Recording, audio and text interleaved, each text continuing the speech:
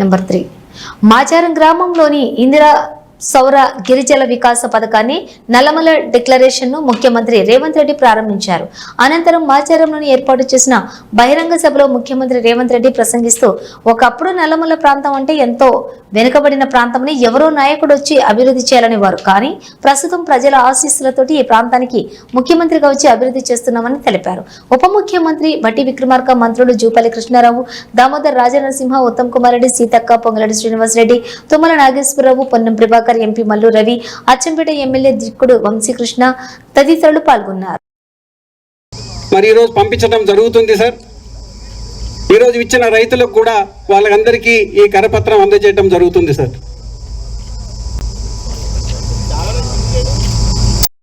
Borewell point వేయడం జరిగింది. ఈ వారంలోనే డ్రిల్లింగ్ బోర్వెల్ చేయటం చేశాము. పంప్ సెట్ ఏర్పాటు చేశారు. అదేవిధంగా సోలార్ పంప్ సెట్ చేశారు. బోర్వెల్ డెవలప్మెంట్ చేశారు. స్విచ్ ఆన్ చేసిన తర్వాత 17 బోర్లు అనుసంధానం చేయడం 30 సెకండ్లు పడుతుంది సార్. అప్పుడు మనకు స్ప్రింక్లర్ సిస్టమ్ ఎఫెక్ట్ మీకు కనబడుతుంది సార్. సార్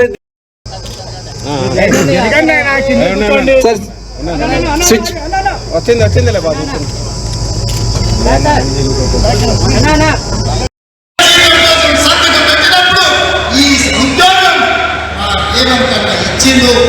ఆయన వచ్చినాకనే మాకు ఉద్యోగం వచ్చింది అని అతను పోటీ చేసుకున్నారు.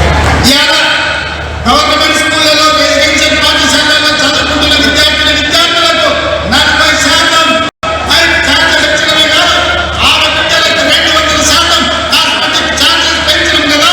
ప్రతి నెల పొందినప్పుడు ఆ బిడ్డలు గుర్తు చేసుకుంటారు.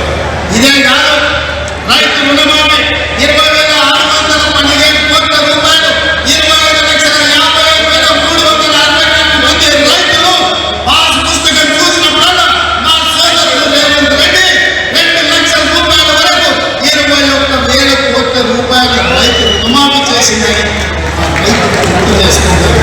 ఈ విధంగా చెప్పుకుంటూ పోతే 50 లక్షల కుటుంబాలు సన్నాసం ఉండొచ్చు, దరిద్రం ఉండొచ్చు, కడుపునిండా విషం ఉండొచ్చు, కానీ కష్టపడి మీ సోదరుడు మీ రేవంత్ అన్న రోజుకు 24 గంటలు మీకోసం కష్టపడ్డాడు. నల్లమల పౌరుషాన్ని, నల్లమల పరిపాలనను దేశానికి ఆదర్శంగా నిలబెట్టాడు. ఈ రాష్ట్రాన్ని అభివృద్ధి పదం వైపు నడిపించడానికి ఆశీర్వదించి అండగా నిలబడ్డందుకు మీకందరికీ మనస్ఫూర్తిగా ధన్యవాదాలు తెలియజేస్తూ మీ అందరి దగ్గర సెలవు తీసుకుంటున్న మిత్రులారా ధన్యవాదాలు.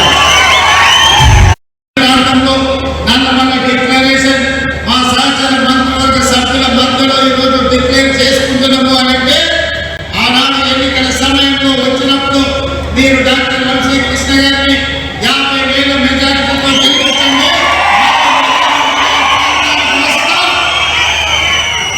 ఈ ప్రాంతం నా ప్రాంతం, ఈ ప్రాంతాన్ని అభివృద్ధి పదం వైపు నడిపించి ఆదర్శ నియోజకవర్గంగా తీర్చిదిద్దుతాని ఆనాడు ఎన్నికల సమయంలో మీకు మాట ఇవ్వడం జరిగింది.